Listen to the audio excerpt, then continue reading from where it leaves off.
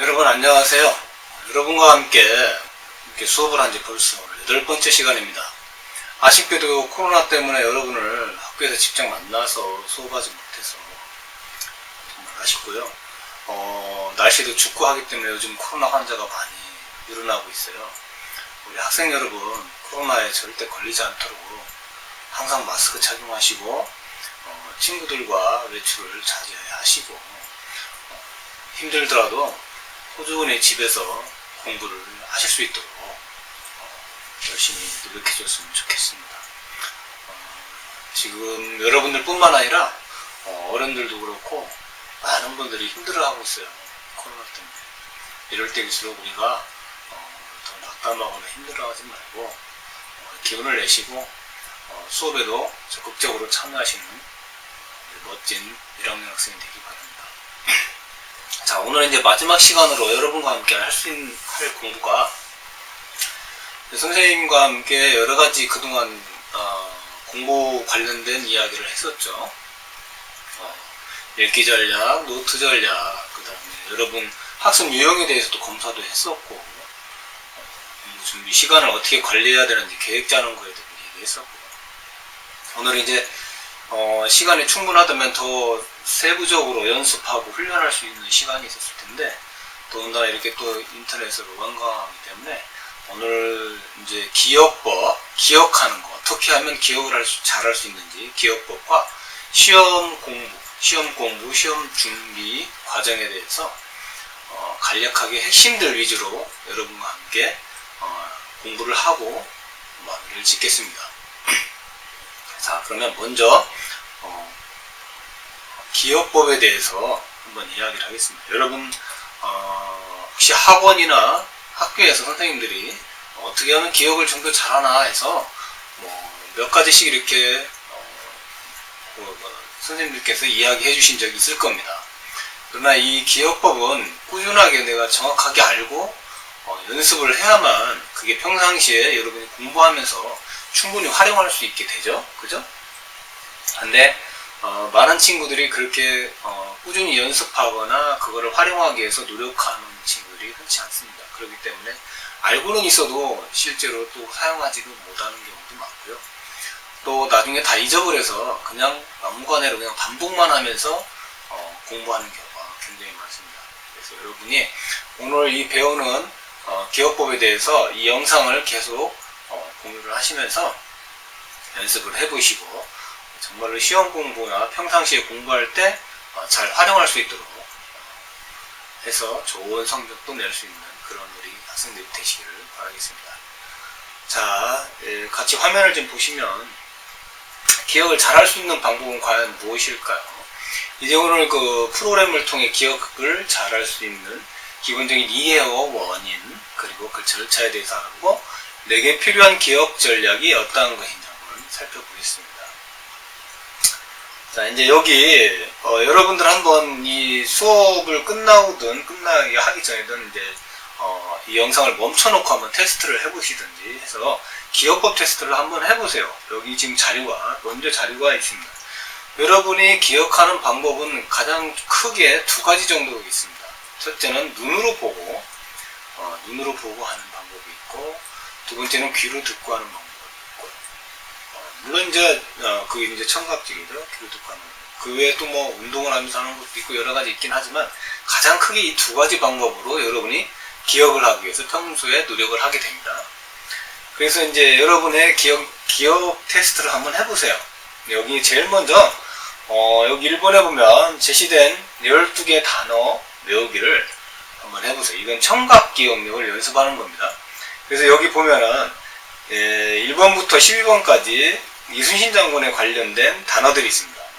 이 단어들을 여러분이 한 번에 다 순서대로 듣고서 나중에 회상을 하면서 다 받아 적을 수 있을 때까지 한번 시도를 해보세요. 물론 하나하나씩 하는 게 아니고요. 한꺼번에 듣고서 그 12개를 다 쓸 수 있을 때까지 친구나 부모님한테 이거를 불러주세요 하고서 불러달라고 한 다음 뒤에 이 12개를 다 쓸 때까지 한번 들어보세요. 몇 번 정도 다 들어야 12개를 다 쓸 수 있는지 본인의 기억력을 한번 테스트 해보시길 바랍니다. 굉장히 중요한 일이니까요. 꼭 실천해 보세요. 그 다음에는 이번에는 관련된 단어가 한 30가지 있습니다. 30개. 이 30개를 눈으로 보고 나중에 다 쓸 수 있는 상황이 될 때까지 한번 암기를 해보세요.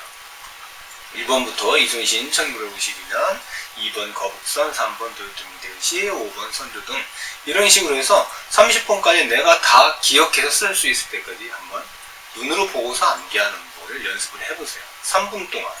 그럼 내가 몇 개를 과연 받아 적을 수 생각해서 기억을 할 수 있는지 3분간 기억하는 연습을 한번 실시해주세요. 이것으로 여러분들의 청각 기억력과 시각 기억력을 테스트할 수가 있습니다. 아셨죠? 꼭 실천하셔서 내 기억력은 어느 정도 되는지 한번 연습을 해보시기 바랍니다. 자, 그러면 이제 기억법에 대해서 본격적으로 여러분과 한번 이야기를 나눠보겠습니다. 기억법이란 그리스어로 네모닉이라는 뜻으로서 기억을 돕는다는 의미입니다. 그래서 여러분들이 외우고자 하는 특정한 대상이나 글을 특정한 방법으로 머릿속에 장기적으로 저장을 하고 꺼낼 수 있다는 것을 의미합니다. 자, 여러분 한번 보세요. 기억의 종류에는 3가지가 있습니다. 뭐냐면 순간기억이 있고요. 그 다음에 단기기억이 있고 장기기억이 있어요. 순간기억이라는 건 무엇을 말하냐면 여러분들이 지금 듣거나 보고 순간적으로 봤던 거는 잠깐 짧은 시간 찰나지만 인식을 하게 되죠. 그 인식하고 느끼는 그 과정을 순간기억이라고 합니다. 하지만 몇 초 후면은 금방 다 까먹게 되죠.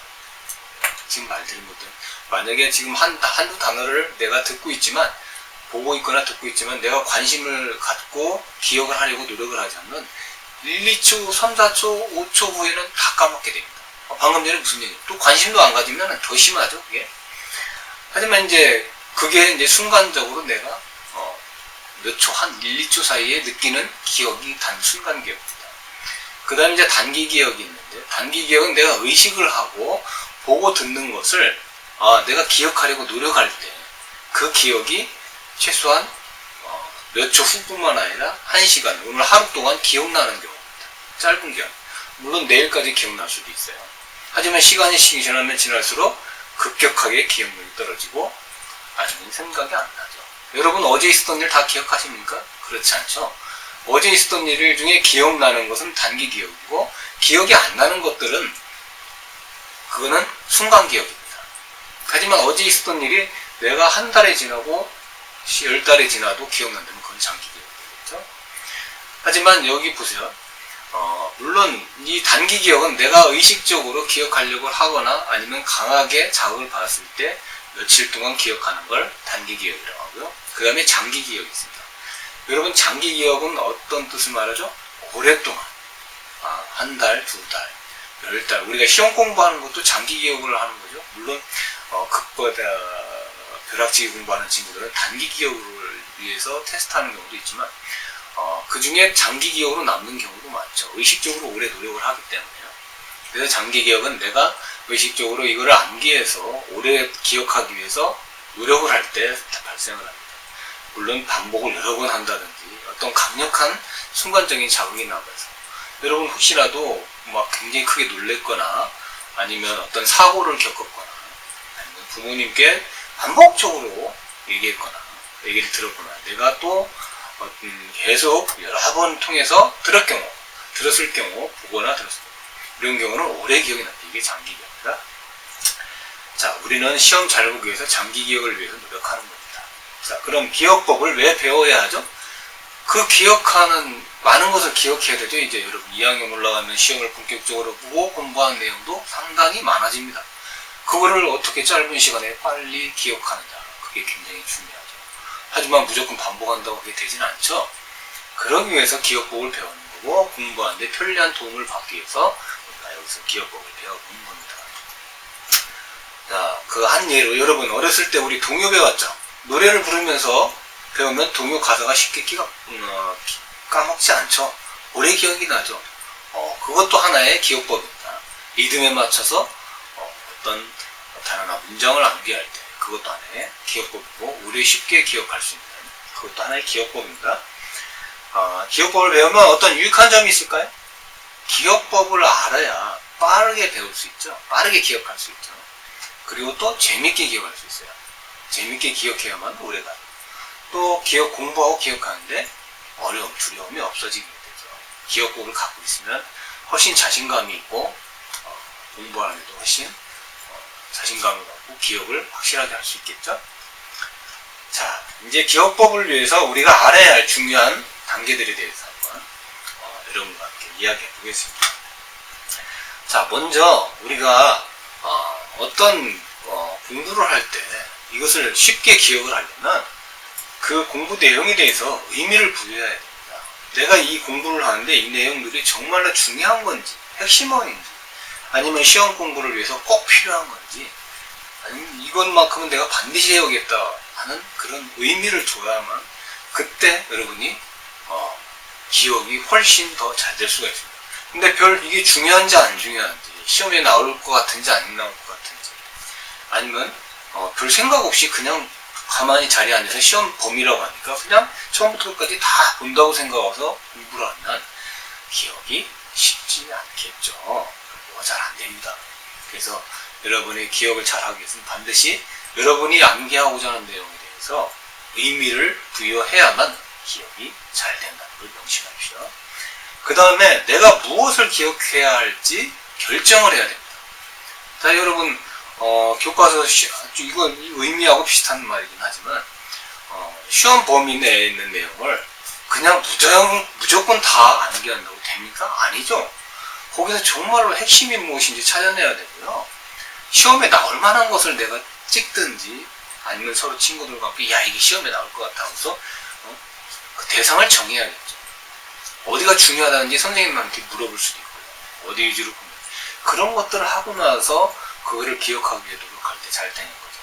무조건 공부한다고 되는 게 아니다. 암기한다고 되는 게 아니고 기억해야 할 내용이 정확히 무엇인지 그거를 여러분이 알고서 암기하는 것과 모르고서 암기하는 것은 굉장히 큰 차이가 있습니다. 특히 핵심 내용. 여러분 읽기 전략에서 선생님이 여러분과 함께 공부했던 거 있었죠? 핵심어와 그 핵심으로 설명하는 내용을 찾기 했었죠? 밑줄 긋고 나중에 그거를 노트에 요약하고 하는 방법들. 그런 겁니다. 그런 것들을 정확하게 알고서 암기해야지 핵심 내용이 뭔지 모르면서 무조건 교과서만 읽는다고 암기한다고 해서 이게 중요한지 안 중요한지도 모르고 암기한다고 하면 그 암기가 잘 되지 않겠죠. 그리고 이제 여러 가지 기억법이 있습니다. 기억 전략이 있는데 자신에게 맞는 기억 전략을 또 선택할 수 있어야 됩니다. 조금 이따 간략하게 선생님이 이야기하겠지만 저번에 여러분과 선생님이 학습 유형에 대해서 여러분의 두뇌에 대한 검사를 했었던 적이 있었잖아요. 내가 좌뇌를 많이 사용하는지 우뇌를 많이 사용하는지 청각을 주로 사용하는지 아니면 시각을 많이 사용하는지 그런 능력과 나의 선호도 조사를 했었는데 거기에 맞춰서 또 학습해주면 더 효과적이죠. 나는 우뇌를 주로 사용하는데 좌뇌 사용하는 학습법을 사용한다면 효과가 쉽지 않겠죠. 나는 청각적인 내용을 선호하는데 시각적인 내용에 매달려 있으면 역시 효과적인 암기법을 활용할 수 없게 됩니다. 그런 부분도 참고해서 나에게 맞는 기억 전략을 선택해야 효과적인 암기를 할 수가 있습니다. 또 주기적으로 해상을 해야 합니다. 한번 내가 기억법을 활용해서 암기를 했다고 해서 완전히 장기 기억이 되는 게 아닙니다. 이따가 여러분께 설명하겠지만 장기 기억은 이 주기적인 회상을 할 때만 가능합니다. 한 번 암기했다고 해서 그 암기 효과가 장기 기억으로 전환되지는 않습니다. 주기적인 회상을 통해서 여러 번 반복을 해야만 그 암기가 죽을 때까지 안 까먹을 수 있습니다. 여러분 초등학교 때 배운 동요와 마찬가지입니다. 계속해서 암기법을 써서 여러 번 반복하니까 지금도 생각나는 동요 가사들은 다 그런 방법으로 여러분이 암기했기 때문에 지금도 기억이 나는 겁니다. 그것과 마찬가지로 여기에 보면은 주기적 회상 방법이 있습니다. 4가지가 있는데요. 먼저 암기하는 간단한 단순 반복하는 경우도 있죠. 단순하게 한 단어를 갖다 0이 계속 반복해서 외우는 방법이 있고요. 첫 번째는. 그 다음에 두 번째는 한 단어씩 발성, 조음을 반복하는 것입니다. 자, 0이란 단어를 외우는데 0000 히히히히히 이런 식으로 암기하는 방법이죠. 이건 간단한 단어를 암기할 때 사용하는 방법입니다. 또한 자, 커다란 집단의 항목을 번갈아 가면서 반복하는 방법이 있습니다. 이거를 나중에 또 여러분께 얘기할 기회가 있겠지만요. 누적 암기 반복법이라고 있습니다. 누적 반복 암기법. 누적 반복 암기법. 자, 내가 여러 명의 이름을 암기할 때요. 영희, 철수만 여러분 하다가 그 다음에 철수와 영희를 같이 합니다. 그 다음에 좀 지나면 철수와 영희 원석을 같이 합니다. 반복합니다. 그 다음에 좀 지나서 철수, 영희, 원석, 상호를 계속 반복합니다. 자, 그러면 여기 지금 네 번째까지 반복하는 동안 철수는 몇 번을 한 거죠? 네 번을 했죠. 영희는 몇 번 했습니까? 영희는 세 번 했죠. 그 다음에 원석은 2번, 상호는 한 번 했죠.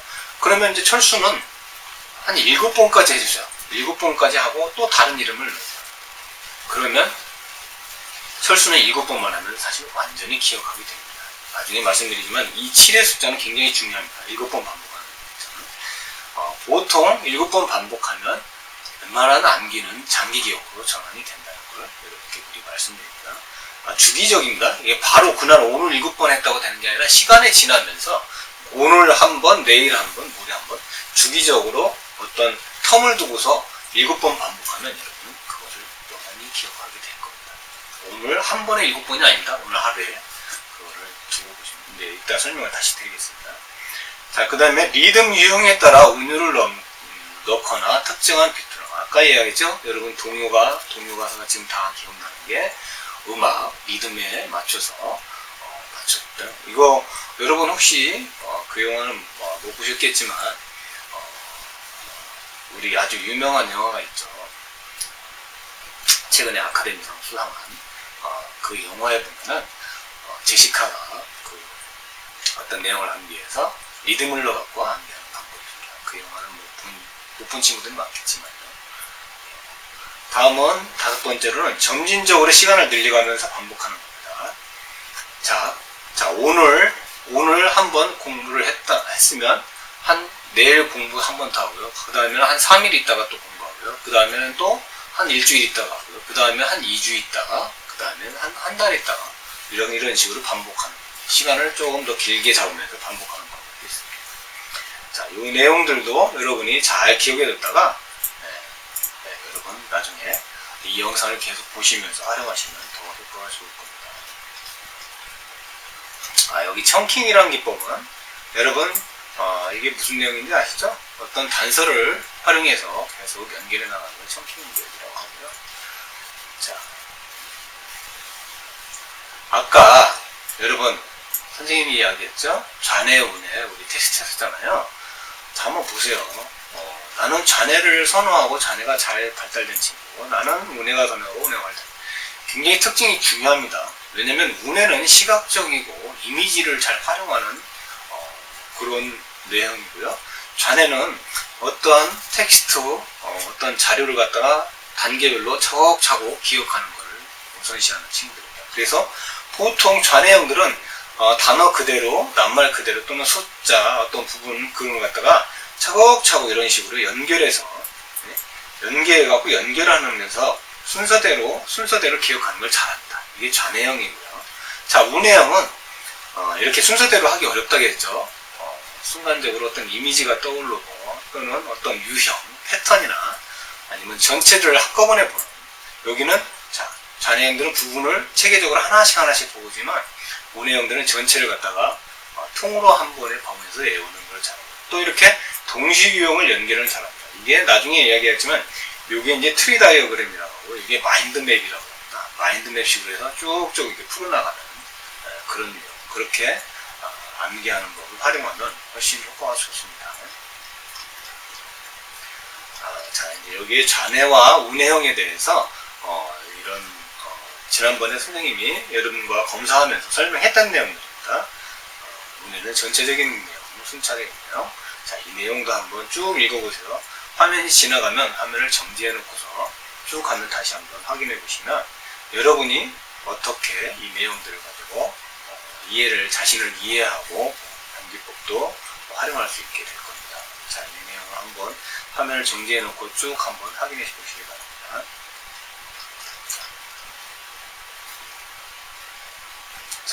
이제 다음 그림으로 넘어가겠습니다.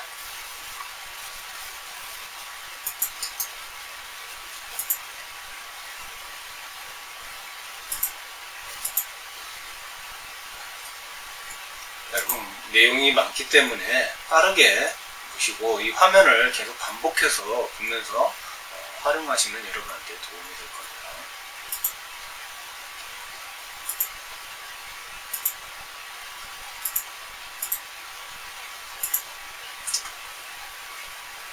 자, 이어서 계속 기억법에 대해서 설명을 해드리겠습니다. 자, 학습에 있어서 기억의 역할을 다시 한번 말씀을 드릴게요. 자, 우리의 기억은 크게 두 가지 유형이 있습니다. 두 가지 유형이 뭐냐면 여기서 보면 회상과 재인지라고 합니다. 좀 어려운 전문 용어죠. 그러면 한번 설명을 해드릴게요. 자, 회상은 뭐냐면요, 어떤 기억한 내용을 찾아내어 정보를 알아내려는 노력을 말합니다.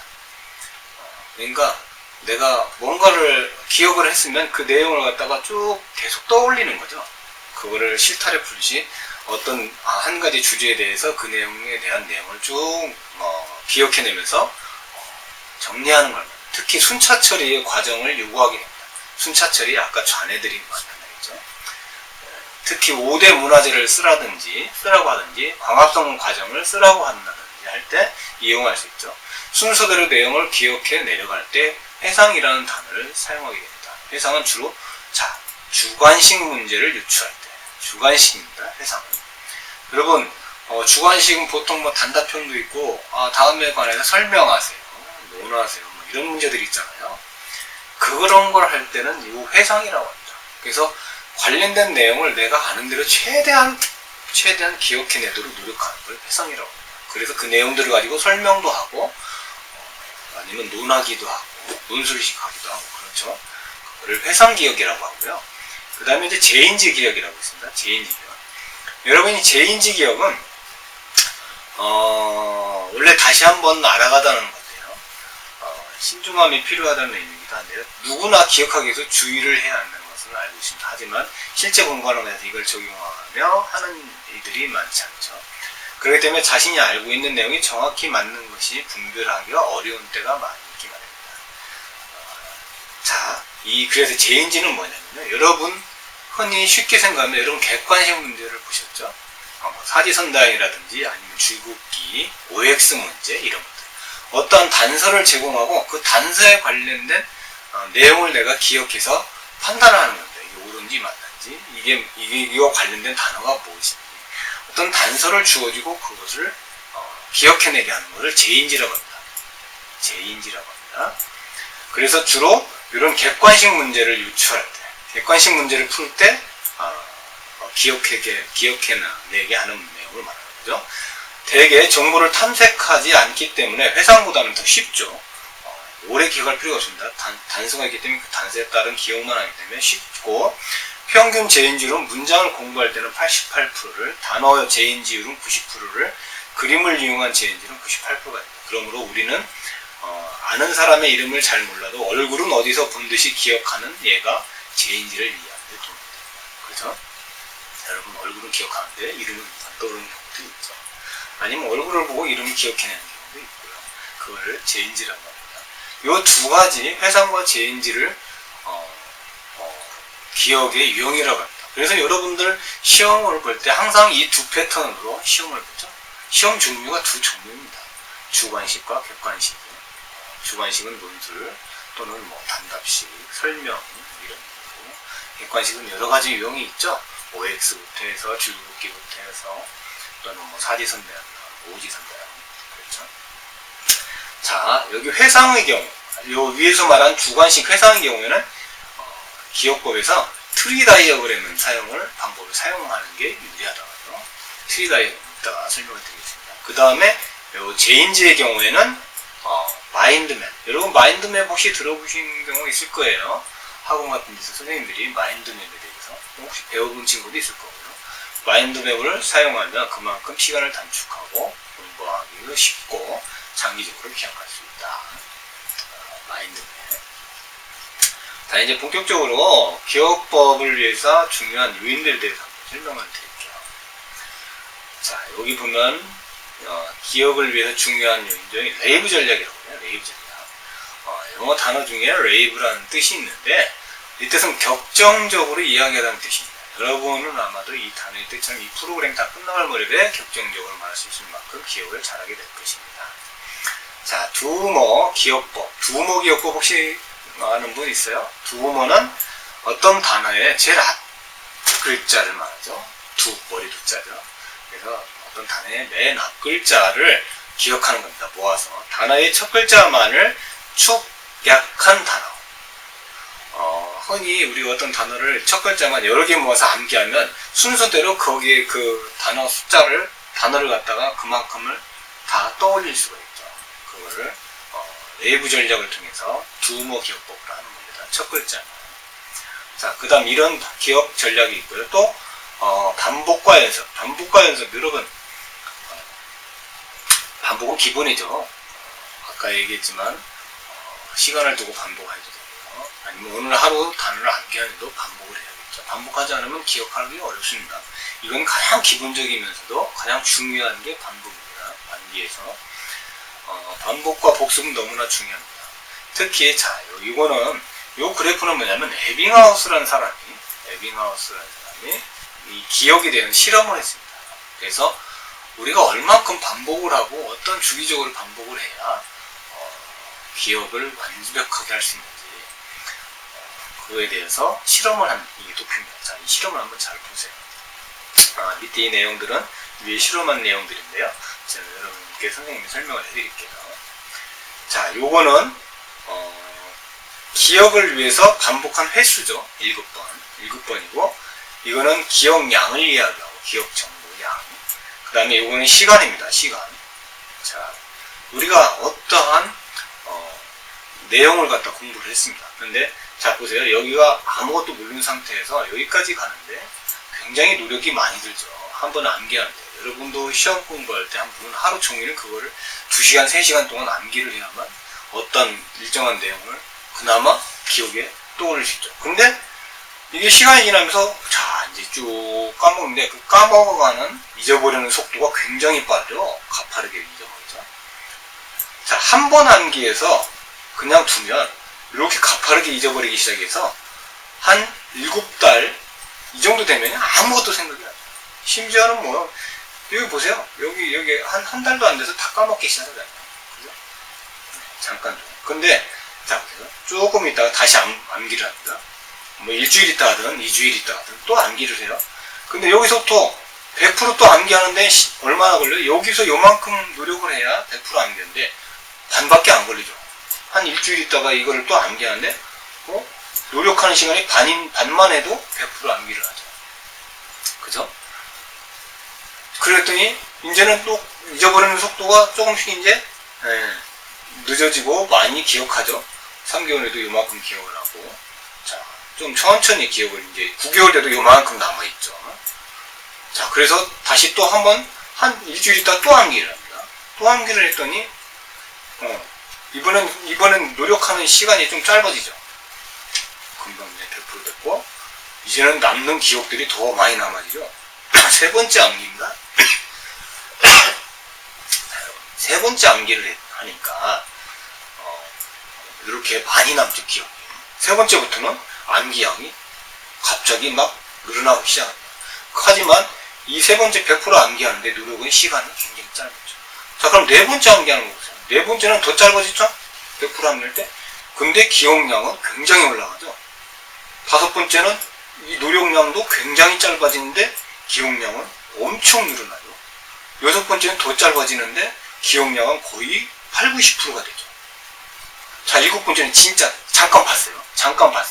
기억량은 거의 계속 100%를 유지합니다. 처음이 암기하기가 이렇게 힘들지 그 다음부터는 암기하는 노력과 시간이 짧아집니다. 갈수록. 그런데 기억량은 기하급수적으로 나와서 거의 100%. 7번 기억하니까 이제는 시간이 영구히 100% 암기하게 됩니다. 이래서 이 반복이 무서운 겁니다. 자, 반복을 하면 한 번 암기하면 처음이 암기하기 힘들지 그 다음부터는 암기하기가 갈수록 시간이 짧아지고 노력도 짧아지지만 기억량은 갈수록 기하급수로 늘어난다. 그래서 심지어는 영구. 아까 장기 기억이라고 했죠. 장기 기억으로 완전히 못 박는데 7번이 필요하다는 겁니다. 7번. 7번을 기억해야 가능하다는 얘기입니다. 아셨죠? 무슨 이야기인지. 자, 이게 굉장히 중요한 반복암기. 여러분들 시험 공부할 때 몇 번 반복암기 하세요? 제가 알기로는 보통 친구들이 2-3번 정도밖에 안 합니다. 3번, 4번.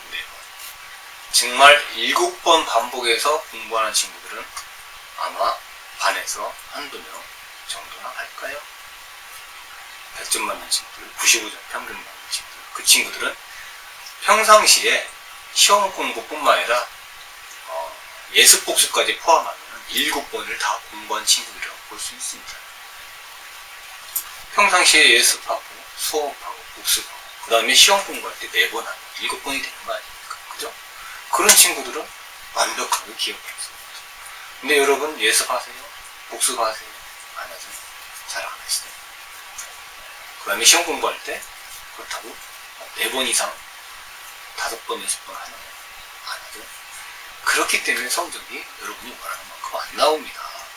90점을 못 넘습니다. 80점도 안 되고요. 그거는 여러분의 시간과 노력을 통해서 반복하는 횟수. 여러분 100번 반복하라는 소리가 아니에요. 7번만 반복하면 된다는 겁니다. 7번.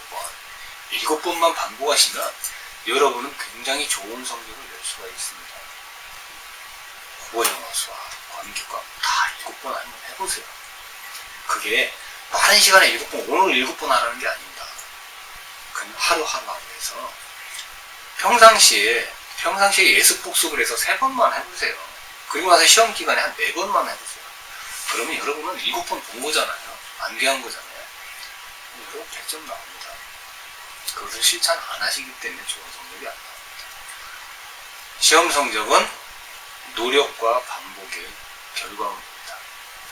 아셨죠? 자, 그래서 이 반복과 복습에 대해서 왜 얼마나 중요한지 다시 한번 설명을 해드렸고요. 그리고 여러분 우리 머리는요 잘 까먹습니다. 우리 뇌는 잘 까먹어요. 의도적으로 이렇게 반복하지 않으면 여러분이 지금 암기했다고 해서 나중에도 기억할 거라고 생각하면 천만합니다. 지금 생각하는 것들을 하루만 지나도 다 잊어버립니다. 아시죠? 아니 1시간만 지나도 다 잊어버립니다. 그렇기 때문에 이 반복 학습이 굉장히 중요합니다. 기억법을 활용한 반복 학습. 그러면 효과가 더 좋겠죠. 자, 이어서 기억법에 대한 여러 가지 이 내용을 또 이야기할게요. 여러분 기억법에서 이 연합하기라고 있습니다. 이 연합하기라는 건 뭐냐면 여러분이 뭔가 새로운 것을 암기할 때요 무턱대고 내가 이해도 안 되는데 무턱대고 암기하려고 하지 마세요. 그럼 어렵죠? 그래서 기존에 내가 알고 있는 내용이 있습니다. 이거 관련돼서 알고 있는 내용인데 그 알고 있는 내용에 새로운 내용을 연결을 시키는 겁니다. 이미지나 정보, 새로운 이 내용, 이미지라는 건 우리가 그림이죠.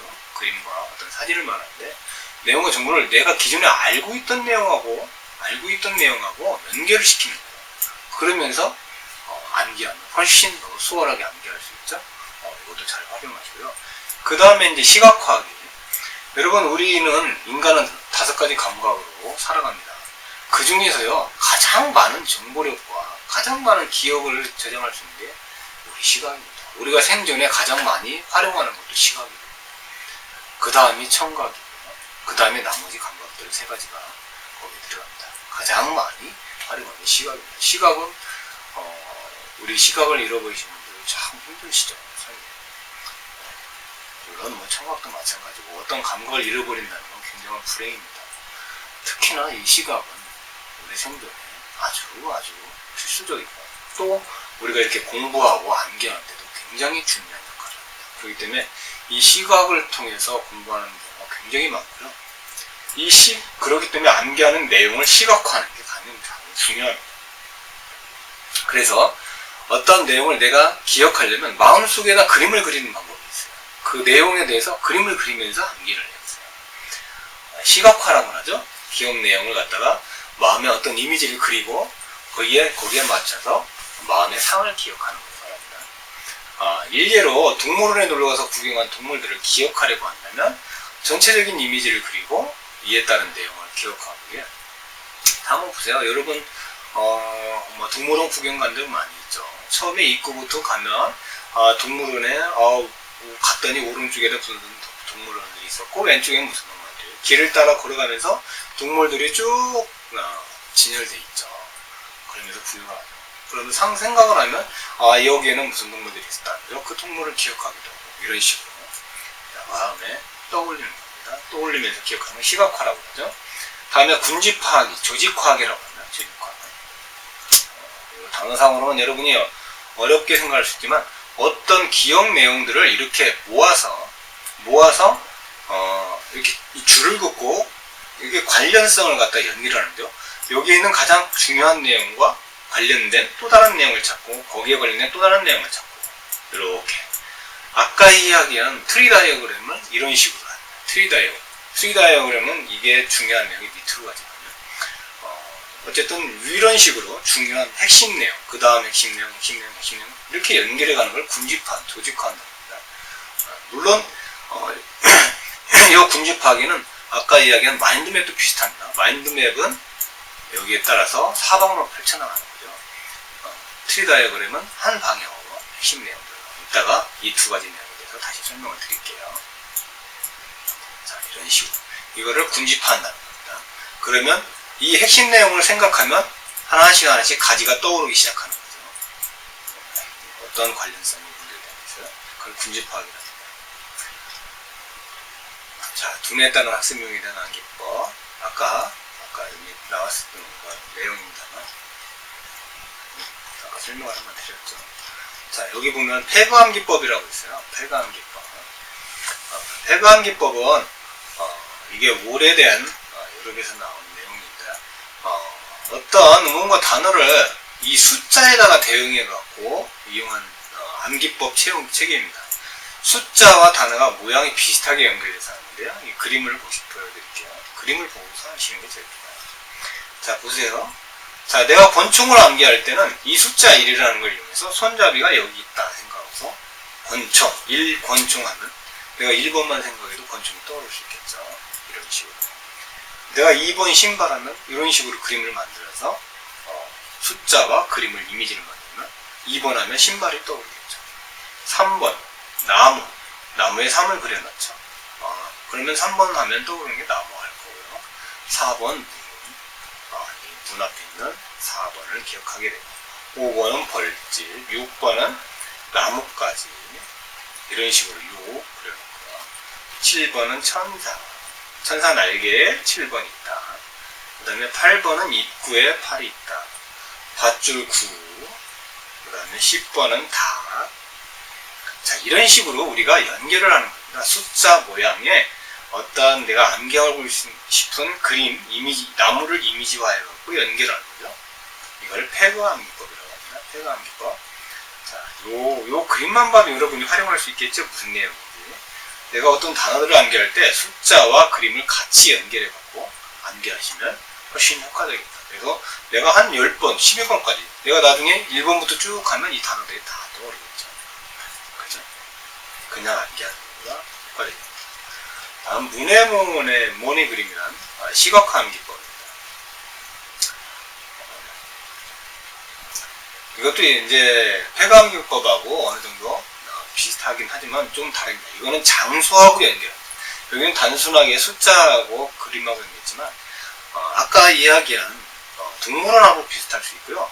주변에 있는 어떤 특정한 장소, 여러분 교실도 좋고요. 여러분 집도 좋고, 아니면 우리 아파트 단지에 입구로 들어올 때 떠오르는, 아니면 내가 편의점에 내려갔을 때 편의점에 오른쪽에는 계산대가 있고 왼쪽에는 뭐가 있고 뭐 무슨 상품들이 진열되어 있고 이런 걸 생각하면서 평소에 보아왔던 주변에 있던 특정한 장소랑 연결지어서 여러분이 외우고자 하는 목록들을 거기다 연결시키는 거예요.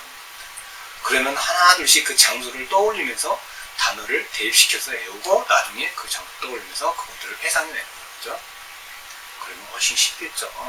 그래서 이걸 문해몬이 그림 시각화 암기법이라고 합니다. 장소. 자, 요 장소에 연관돼서 암기하는 걸 말합니다. 자, 한번 읽어보시고 아까 이야기했던 마인드맵에 대해서 지금 설명을 좀 드릴게요. 마인드맵은 물론 뭐 좌측내든 우측내든 다 활용할 수 있습니다. 특히 이 마인드맵 활용은 우측내 친구들이 더 하는 효과가 더 좋죠. 이 생각의 지도라고 합니다. 생각의 지도. 어떤 심상을 떠올리면서 그 지도 찾기처럼 길을 따라서 어떤 데가 기억해내는 거죠. 마치 뇌가 신경조직, 망으로 연결되어 외부에서 습득된 정보를 서로 연결하여 전달하는 것과 비슷한 것 같다. 이를 창해서 만든 것인데, 자, 이미지, 그렇죠? 그림이라는 겁니다. 이미지화해 사고력, 창의력, 기억력을 한 단계 높이기 위한 기법이라고 할 수 있다. 마인드맵은 영국의 토니 부자니 특성을 고려해서 만들었다. 자, 보세요. 이 그림 하나만 봐도 충분하죠? 자, 이 마인드맵이란 단어를, 이게 핵심어입니다. 이게 핵심어인데, 이 단어와 관련된 내용들을 내가 공부를 해서 암기한다고 해보시죠. 그러면 쭉 나갑니다. 먼저, 마인드맵은 뭐냐? 그랬더니 조직화된 것이다. 그럼 조직화된 거는 뭐냐? 뭐, 유기체, 유기적이고, 보조적이고, 뭐, 이런 기억과 관련 내용들이 쭉 나오겠죠. 그 다음에 마인드맵은 뭐라겠죠? 시각화적인 거예요. 시각적인 거라고 나가죠. 그러면 시각은 눈이잖아요. 그래서 컬러가 들어가고요. 시각을 어떻게 연합하느냐, 입체적이냐, 두드러진 거냐, 도표로 그리냐, 이미지 그림이냐, 화살표냐, 윤곽이냐, 뭐 이런 식으로 또 그림도 다 나오죠. 그래서 컬러에서 주제를 하냐, 연합하냐, 뭐 이렇게 쭉 연결이 되는 거죠. 그죠? 뭐 이런 식으로. 자, 마인드맵 컬러는 이제 규칙이 있습니다. 규칙을 융통적으로 가느냐, 아니면 핵심에 따라서 단어와 이미지, 기억들이 있느냐, 아니면 연쇄체로 만들어서 시각화하냐, 이런 식으로 쫙 풀어나가는 거죠. 아니면 선의에다가 풀려고 하고. 그 다음에 마인드맵은 속도를 일으키느냐, 사고, 연합하느냐, 이런 식으로. 또는 기억된 내용, 독창적이냐, 창의적이냐, 이런 식으로. 자, 나중에 이 그림이 떠오르겠죠. 이걸 몇 번만 보면 쉽게 떠오르죠. 연결할 수가 있어요. 그 다음에 연합했을 때, 강하냐, 분명하냐, 연결하냐. 주가지. 자, 여기서 요게 주가지죠. 이렇게 뺑 둘러서 큰 붉은 줄이 주가지고요. 그 다음에 이런 식으로 여기 또 여기로 가지가 나는 걸 부가지라고 하고요. 부가지. 네, 또 계속 부가지가 나갑니다. 자, 이런 식으로 하는 걸 마인드맵 훈련법. 이걸 학원에서 배운 친구들이 있을 겁니다. 특히 운해를 선호하는 친구들한테는 아주 효과적으로 활용할 수가 있습니다. 시각화하는 거. 자, 여기 보이죠? 마인드맵의 특징은 시각적 이미지로 표현하기 쉽고 상호 연합 과정을 쉽게 내용이 떠오르고 구조화된 일정한 패턴을 갖고요. 외우는 양이 많이 줄일 수 있어요. 그렇죠? 핵심들만 떠올리기 때문에 핵심어 중심으로 정리가 간편하다. 말을 많이 할 필요도 없고요. 불필요한 단어를 많이 할 필요도 없고 오랫동안 기억할 수 있습니다. 이 그림을 암기해 놓고 나면 오래 기억나겠죠. 쉽게 까먹지는 않습니다. 이거 금방 다 채워놓습니다. 자, 여기 준비물, 마인드맵 하는 거, 이 준비물을 쭉 보시고 한번 연습을 해보세요. 자, 주가지, 부가지. 이건 뭐 여러분 굉장히 쉬운 건데 어렵지는 않아요. 자, 다음은 이제 트리 다이어그램에 대해서 선생님이 설명해 드릴게요. 트리 다이어그램이란 문자적인 의미는 나무를 연상시켜 구조화한다는 뜻이야. 그죠? 트리가 나무죠? 나무 형태의 구조화예요. 나무 형태의 구조화를 트리 다이어그램. 쉽죠? 비슷한 것과 다른 것끼리 서로 묶어서 무리를 짓는 형태야. 그렇죠? 비슷한 것, 그 다음에 다른 것. 나무 가지가 다르잖아요. 다르기 때문에 이쪽은 이쪽과 비슷한 것, 이쪽은 이쪽과 비슷한 것, 나무 가지처럼 이렇게 뻗어 올라가는 거죠. 이렇게 그래갖고 특히 순서를 중요해요. 이 순서대로 가는 거예요. 아까 뭐 마인드맵은 그냥 삐쭉삐쭉 막 생각나는데 다 연결해서 물론 그 비슷한데 또 생각나고 그렇지만 이 트리 다이어그램은 비슷한 것과 다른 것을 하지만 또 그 순서대로 큰 핵심과 작은 핵심을 이렇게 순서대로 갑니다. 순번에 따라 순차적으로 만들어가야 됩니다. 뇌의 구조이론의 바탕을 두고 있으면 마인드맵과 비슷하죠. 그죠? 아까 마인드맵은 사방으로 나갔지만 여기 트리 다이어그램은 이렇게 위로 해서 나가죠. 다만 좌뇌형 좌뇌형이 성향인 순서에 의해 정보 기재 방식이 다릅니다. 이 트리 다이어그램은 좌뇌형 친구들이 잘 활용합니다. 적성이 맞고요. 특징은 마인드맵의 핵심어가 중앙에 있다면 트리 다이어그램은 핵심어가 가장자리에 위치하죠. 그죠? 가장자리에. 그 다음에 색깔 있는 펜을 사용하지만 순서나 순번에 따라 역점을 둡니다. 색깔 있는 펜을 너무 많이 하는 게 아니라 만약에 1단계 색깔 비슷하게 한다든지 2단계 색깔을 비슷하게 한다든지 아니면 비슷한 것끼리는 색깔을 같게 한다든지 다른 것은 또 색깔을 다르게 한다든지 그런 식으로 색깔펜을 활용하시면 똑같아지죠. 그림을 같은 이미지 표현보다 글자 자체의 이해를 돕기 첫 글자 따기 기법의 암기법을 줍니다. 그렇죠? 자, 아까 이 트리 다이어그램은 그 순서대로 해서 그림보다는 어떤 단어를 위주로 해서 첫 글자 따기 기법을 해서 쭉 나가는 것도 괜찮습니다. 자, 여기서 출발했어요. 만약 비슷한 것끼리면 비슷한 것끼리 첫 글자만 쪼르륵 따라 암기하면 그 암기되는 대로도 다 생각해낼 수가 있죠. 다른 것끼리 또 다른 것들. 이거는 글자로 위주로 할 수도 있어요. 아까 마인드맵은 색깔 위주로, 시각화 위주로, 그림 위주로 나갔잖아요. 이 사용법은 여러분이 한번 보시고 직접 이 사용법을 좀 전에 설명했던 것처럼 자, 가급적 비슷한 것끼리 반대되는 것, 비교해야 될 것, 원인과 결과의 형식을 묶어낼 것 그런 것들을 쭉 가지별로 다르게 이렇게 올리는 거죠.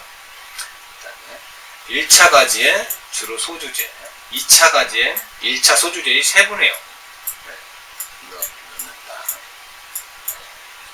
그 다음에 각 가지별로 순서에 의해서 순번을 기재하고 색깔 있는 펜을 사용하되 너무 많은 색을 표현하지 않으면 주로 키워드에만 색깔을 사용하죠. 자, 이 활용 방법도 잘 읽어보시고 화면을 정지시키고 사용해 보시길 바라겠습니다.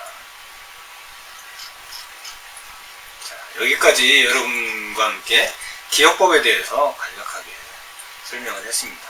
여러분과 함께 교실에서 이 수업을 했으면 각 기억법을 한번 연습을 하면서 충분한 시간을 갖고 훈련을 할 수 있었는데요. 여러분들한테 이 내용들을 시간상 그리고 또 직접 해보지 못했지만 빠르게 여러분께 전달하기 위해서 했습니다. 이 내용들을 화면을 계속 반복해서 보시면서 나한테 맞는 암기법이 무엇인지 찾아보시고 특히 반복은 기본이니까요. 반복하는 법은 반드시 활용해 주시길 바랍니다. 그래서 여러분 2학년 올라가서 시험 볼 때는 반드시 좋은 성적 쉽게 시험 공부를 하고요. 기억도 잘 나는 그런 학생이 되길 바라겠습니다. 자, 이제 기억에 관해서는 여기까지 하시고 마지막으로 이제 여러분 시험 공부를 하는 방법 시험 공부를 어떻게 하고 어떻게 시험 봐야 되는지도 간략하게 설명을 드리고 이 시간 마무리를 하겠습니다. 여러분 아직까지는 이제 우리가 1학년 때까지는 본격적으로 시험을 보는 경험이 없습니다. 물론 시험을 전혀 안 봤다는 게 아니고 학원에서 시험 봤을 거고 초등학교 때도 간단한 수업 시간에 간단한 시험들을 많이 봤을 겁니다. 하지만 이제 2학년 올라가서 중간고사, 기말고사를 시험을 본다는 것은 본격적으로 성적을 전체적으로 내고 그거를 통해서 나의 성적이 어느 정도인지 평균 성적들을 다 보고 이제 2학년, 3학년 성적을 갖고 여러분이 고등학교 진학하는 문제도 연결이 되고요. 고등학교 가서는 그런 성적 순위, 상대평가죠. 상대평가를 통해서 그 성적을 갖고 내신 등급이 결정이 되고 그런 성적 가지고 또 나중에 대학을 가게 됩니다. 그렇기 때문에 여러분이 이제 본격적으로 2학년 때부터 시험 보는데 여러분들 처음 보기 때문에 당황하고 힘들어할 수 있습니다. 하지만 이제 중간고사 준비부터 사실은 이번 겨울방학부터 2학년 시험을 어떻게 시험 공부를 어떻게 하는지 잘해야 되는데 여러분 부탁인데요. 2학년 시험 공부를 해야 된다고 해서 미리 지금 배우지도 않은 2학년 걸 시험 공부를 지금부터 하시지 마세요. 차라리 이제까지 공부한 1학년 때 공부한 초등학교 때 공부한 내용 내가 기초가 자신이 없거나 충분히 영어나 국어, 수학 이런 문제에 대해서 자신이 없으면 이번 겨울방학 때 그런 이제까지 한 내용을 다시 복습, 기초를 다지는 시간을 가지세요. 그리고 2학년 거는 나중에 3월달부터 예습 복습을 통해서 공부를 해나가세요. 그래야 여러분 성적이 훨씬 좋아집니다.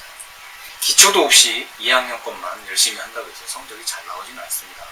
아셨죠? 1학년 거 초등학교 5, 6학년 때 내가 만약에 부족하고 기초가 자신이 없다면 이번 겨울방학을 통해서 충분히 기초를 잡고 2학년 공부를 해 나가시기 바랍니다. 자, 이제 시험에 대해서 한번 선생님 이야기 드릴게요. 화면을 같이 보시면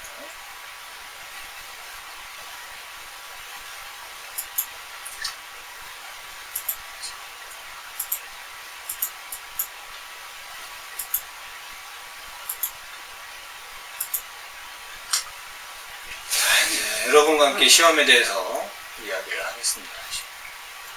이제 본격적으로 시험 보게 되면 여러분 많은 상황을 겪게 될 거고요. 여러분이 원하는 만큼 성적이 안 나와서 힘들어하고 실망하는 친구들도 많을 거예요. 그래서 지금부터 기초 다지는 공부를 하고 선생님과 함께 배웠던 그런 학습법, 읽기 전략, 노트 전략, 기억법, 시간관리법 이런 것들을 충분히 내 것으로 내가 실천을 하면서 공부를 해 나가야 됩니다. 그래야 여러분이 원하는 만큼의 성적이 나올 수가 있어요. 자, 오늘은 그 마지막으로 시험에 대한 얘기를 할 건데요. 시험은 공부를 충분히 하고 자신감을 갖고 해야 되겠죠.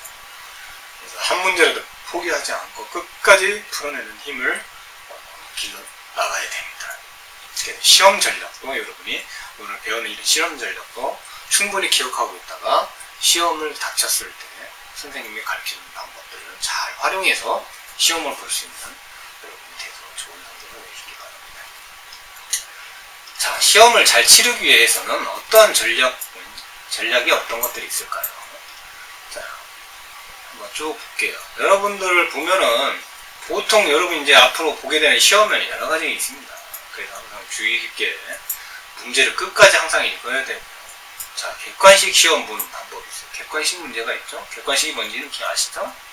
객관식이라는 건 사지선다에는 어떤 단서를 주고 거기서 옳고 그른지 화살표 연계라든지 뭐 OX 문제 이렇게 나올 수도 있고, 여기 나오죠. 연결하기, 선긋기 또는 OX 문제 풀기 또는 뭐 빈칸 채우기, 어떤 문장에서 가로를 해놓고 빈칸 채우는 문제들이 나오죠. 그 다음에 4개나 5가지의 예시를 놓고 그 중에 맞는지 틀리는 거 찾기 이런 것들이 있고요. 또는 논술 시험도 있죠. 어떻게 논술을 시작할 것이다. 그건 이제 뭐 여러분이 당장 2학년 때 할지는 모르겠는데 설명하기 또는 주관식 시험 보기라는 건 이제 설명이나 단답형 얘기하는 거죠. 또는 이제 옛날에 시험 본 것도 활용하기, 중간고사, 기말고사 공부하기 이렇게 공부하는 전략들이 이제 여기 다 나옵니다. 좀 이따 설명을 드릴게요. 여러분이 얼마나 공부를 효율적으로 하는지 알기 위해서 다음 체크리스트를 한번 해봅시다. 근데 여러분들 뭐 그동안 뭐 본격적으로 시험 공부를 해서 시험 본 적은 많지 않잖아요. 그죠? 뭐 과목별로 뭐 다음 주에 시험 본다니까 일부 공부한 적은 있었을 겁니다. 근데 계획을 짜고 장기적으로 계획을 짜고 시험 공부를 한 적이 없을 거예요. 언제 시험 공부해봤는가? 이런 내용들이 있죠. 아마 대부분이 이제까지는 우리가 시험을 기말고사 이런 걸 안 하시면 대부분 이런 식으로 했을 겁니다. 그죠? 안 한 친구들도 많이 있을 거고요. 그죠? 시험 범위가 정해질 때부터 한 친구들이 물론 있을 수 있습니다. 근데 대부분 이렇게 했겠죠. 또는 어떤 학습 기술을 썼는가, 시험 범위를 훑었다, 노트를 보았다, 공부를 읽어주었다, 자료 공지를 보았다, 기억 개성 질문을 써서 했다, 최소한 3가지의 단어 방법을 암기 문장을 만들었다, 중요 자료를 녹음하고 만들었다, 때로 나에게 퀴즈를 냈다, 다 아는 것으로 보고 아무것도 안 했다.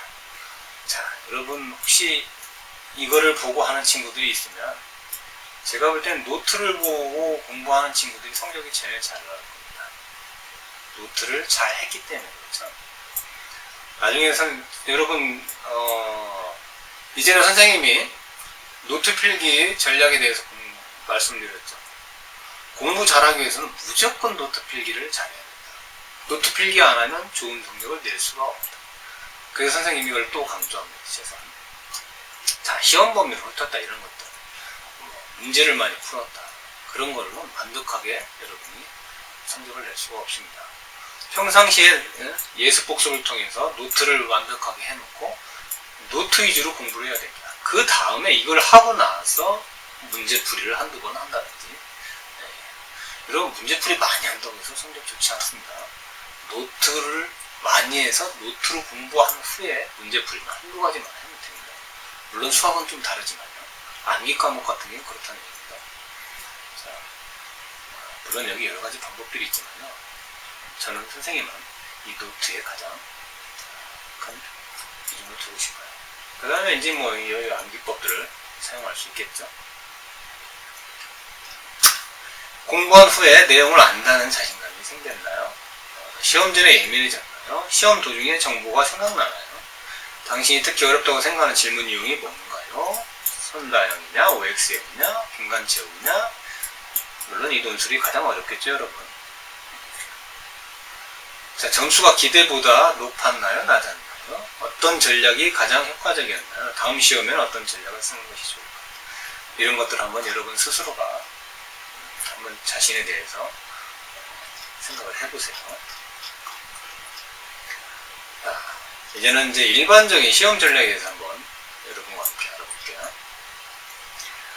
자, 객관식 시험은 아까 4가지 정도 이야기했었죠. 선긋기, 빈칸 채우기, 그 다음에 선다형, 사실정보, 사실적 정보, 즉 정의, 날짜, 사람, 장소, 사건 등을 알아보는 시험이죠. 객관식 시험은 다음과 같은 규칙을 사용해야 한다. 얼마나 많은 질문에 얼마의 시간이 할당되는가를 결정하고요. 각 질문에 어느 정도 소요시 소문하는지, 시험을 시작할 때 항상 모든 문제경을 읽어야 됩니다. 먼저 쉬운 것부터 해야 되죠. 그 다음에 어려운 것 하고요. 틀린다고 감점하지 않는다면 경험칙으로 추측해보고 빈칸을 남기지 마세요. 그러니까 정 생각이 안 나면 찍어야 됩니다. 찍기라도 해야 된다는 거죠. 그냥 생각 안 난다고 답을 안 쓰면 안 됩니다. 정답을 답안지에 옮겨 적을 때 덤벙되지 않도록 주의하셔야 됩니다. 특히 내가 시험지에는 다 잘 해놓고 옮겨 적으면서 한 칸 뒤로 밀려서 옮겨 적거나 다른 문제의 번호를 적기도 하고 그런 게 있습니다. 실수하지 않는 거예요. 자, 선긋기 전략. 이거는 한번 쭉 읽어보세요. 쭉 읽어보시고 화면을 정지하시고 읽어보세요. 자, OX 시험 전략도 한번 보세요. 이 문제 경향을 다 읽어야 되고요.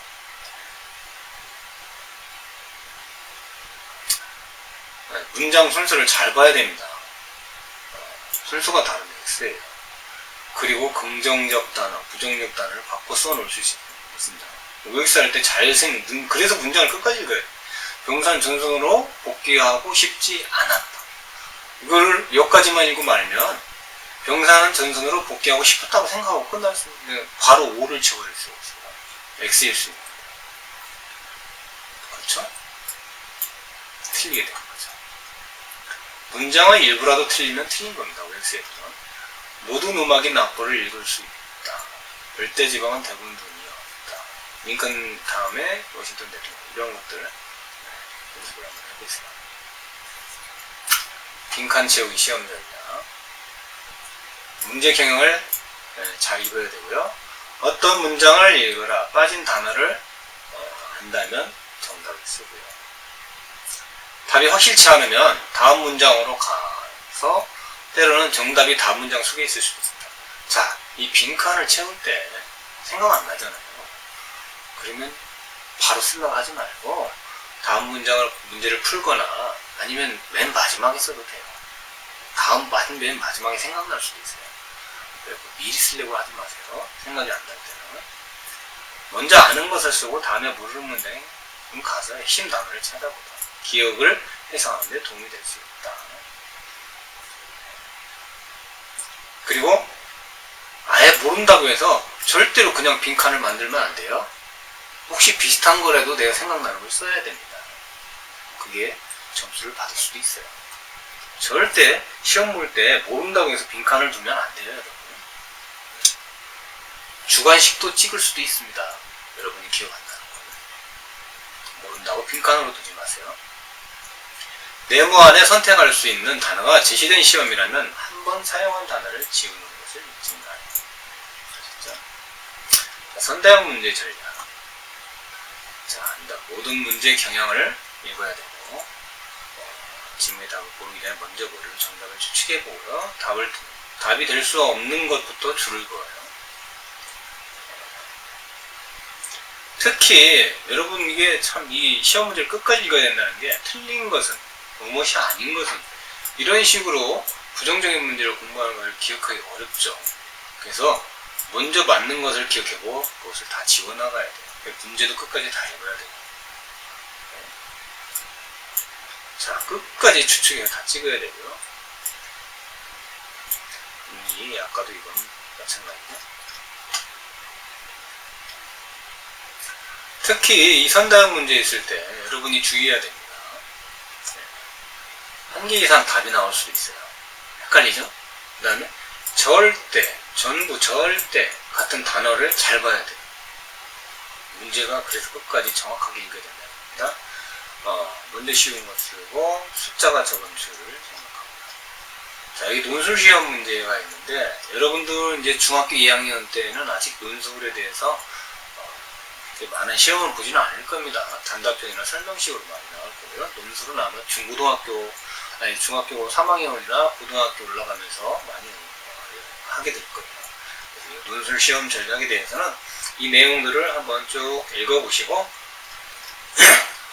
넘어가시기 바랍니다. 자, 여기도 화면 정지하시고 쭉 한번 읽어보세요. 그래서 연습 문제까지. 자, 이제 주관식 시험 보기 전략. 주관식이라는 건 논술도 물론 포함하지만 논술은 조금 더 있다 하셔도 되고 단답형 아니면 설명글 위주로 나오는 거죠.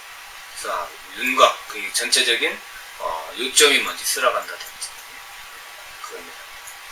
선생님이 읽기 전략할 때 윤곽 잡기, 그 다음에 핵심 윤곽 잡기, 그 다음에 여기 마인드맵 얘기했었죠. 그 다음에 콤보 노트 기억나세요? 노트하고 나서 그 밑에다가 암기 공부하는 방법도 있었어요. 그 다음에 해석할 문제를 주로 하는 거죠. 얼마나 시간을 소모할까지는 결정하고 여백에다 적절한 생각들을 메모하고 모든 질문에 답해야 되고 확신이 덜 들더라도 답을 써라. 정확하지 않더라도 답은 꼭 써야 됩니다. 그냥 넘어가면 안 돼요. 구체적이 되도록 하고 관련 사실을 쓰고 간결하고 잘 짜야 되는 답안을 선생님들이 좋아합니다. 그럼 간단하게 아니라 너무 장황하게 쓰려고 양을 무조건 많이 쓰려고 하지 마시고요. 여러분이 생각나는 핵심 내용 위주로 간단하게 써도 괜찮습니다. 너무 장황하게 많이 말을 쓰면 오히려 감점이 될 수도 있어요. 그리고 또 생각 안 난다고 해서 그냥 넘어가지 말고 비슷한 거라도 반드시 적어서 써내셔야 됩니다. 자, 이제는 시험 공부 단계에 대해서, 시험의 단계에 대해서 얘기해 드릴게요. 자, 시험 전 단계. 여러분 시험 공부를 보통 한 일주일, 2주일 정도밖에 안 하는 친구들이 많아요. 근데 내가 정말 원하는 성적을 갖고 싶다면 시험 공부를 최소한 4주는 해야 된다. 한 달은 해야 된다고 생각합니다. 물론 그 전에 예습 복습을 통해서 일반 학기 중에서 예습 복습을 충분히 한 친구들은 더 짧게 할 수도 있겠지만 그렇지 않은 친구들은 수업 진도와 동시에 한 달 정도의 시험 계획을 짜고 어려운 과목 위주로 먼저 시험 공부를 하고요. 그 다음에 암기 과목하고 그 다음에 또 마지막에 어려운 과목을 한번 복습을 하고 이런 식으로 4주 정도 시험 계획을 반드시 짜세요. 여긴 지금 3주 정도 얘기했지만 정 안되면 3주를 하셔도 됩니다. 그래서 모아둔 공책, 과거 시험 등을 꺼내서 조직화하라. 2주 동안 할 시간표도 작성하고, 이 시간표, 여러분 시험 계획표, 시간표 반드시 짜야 됩니다. 이걸 안 하면 여러분이 시험 공부를 중구난방으로 나중에 어떤 것만 편협하게 어떤 것만 위주로 하거나 그럴 수도 있습니다. 공부 시간을 조직화하세요. 반드시. 자, 이 내용들도 한번 쭉 읽어보시고, 자, 이제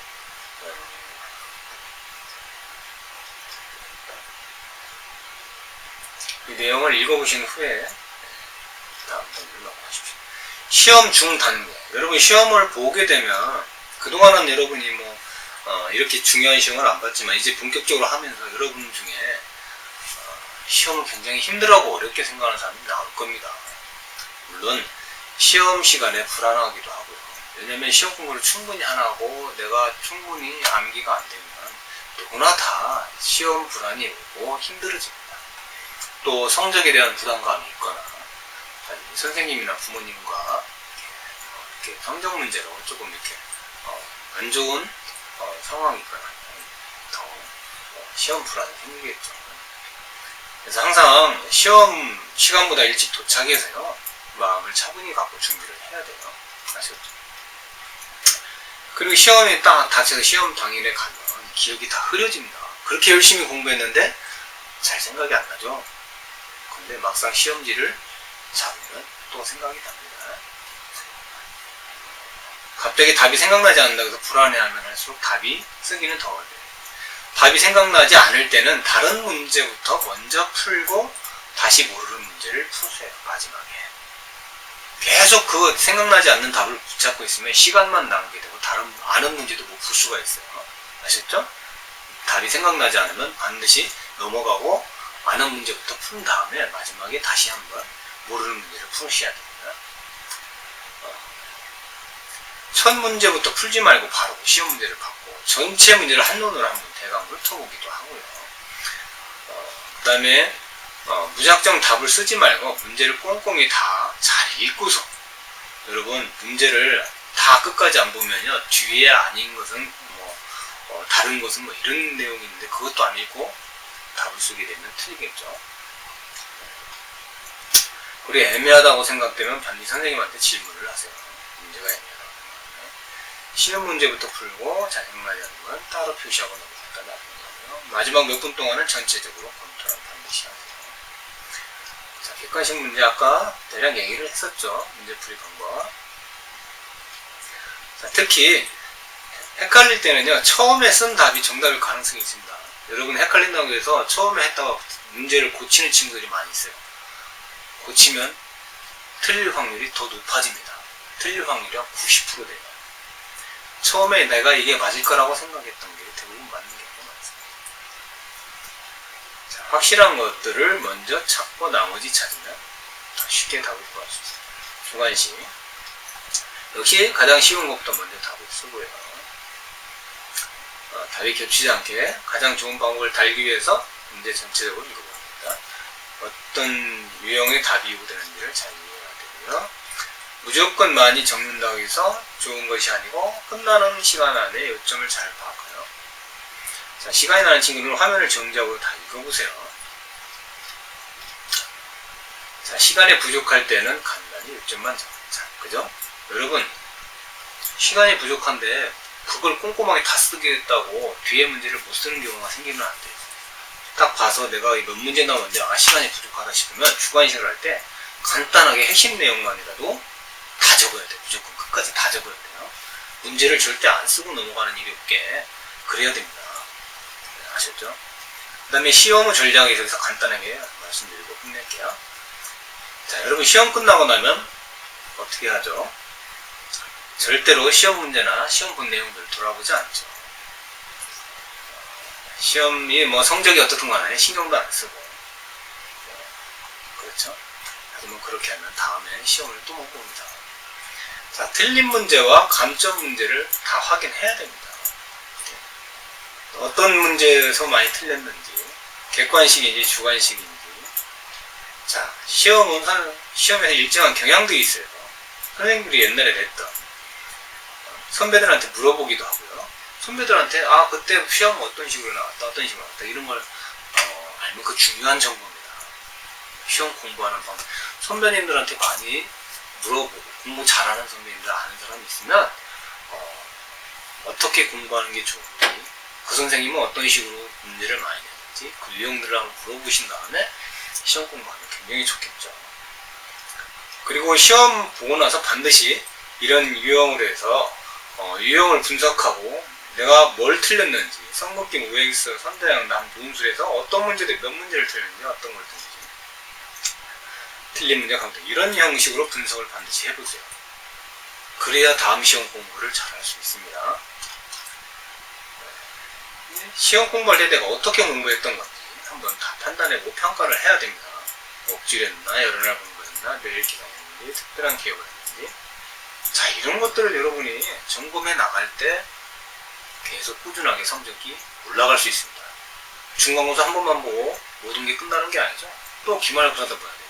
학년이 올라가면 또 중간고사, 또 올라가면 중고등학교를 또 시험 보죠.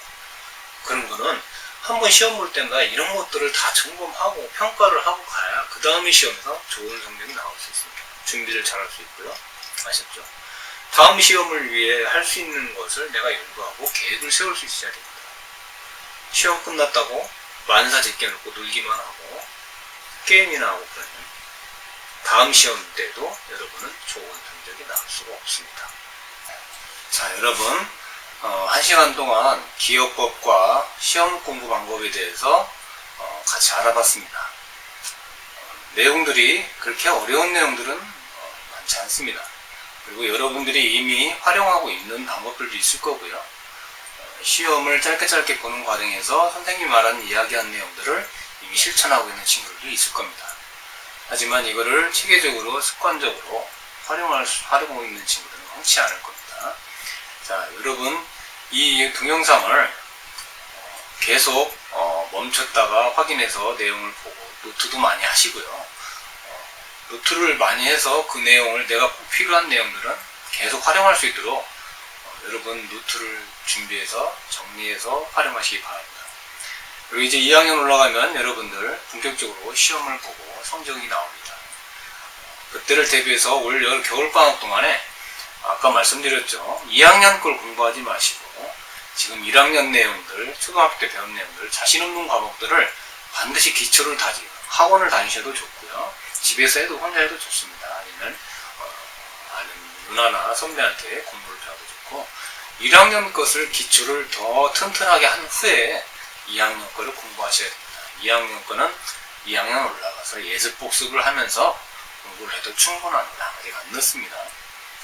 그러니까 일단 1학년 거를 확실하게 기초를 다진 후에 2학년 올라가서 공부하시기 바랍니다. 특히 이제까지 배웠던 읽기 전략, 노트 전략, 시간 관리, 기억법, 시험 보는 방법 이거를 잘 활용해서 내 몸에 배이도록 하시고 항상 공부할 때 활용을 잘 하셔서 좋은 성적 내는 여러분이 되시길 바랍니다. 자, 그동안 8회 동안 여러분과 함께 학습 클리닉, 학습 공부, 코칭 공부에 대해서 여러분과 했는데요. 이제 날이 계속 추운 겨울입니다. 코로나가 계속 더 많이 나올 수도 있는데 여러분 절대 코로나에 안 걸리도록 마스크 잘 하시고 건강관리 잘 하시고 외출할 때는 조심하시고요. 그래서 건강하게 내년에 2학년 올라와서 더 열심히 공부하는 학생들이 되기를 바라겠습니다. 여러분 감사합니다.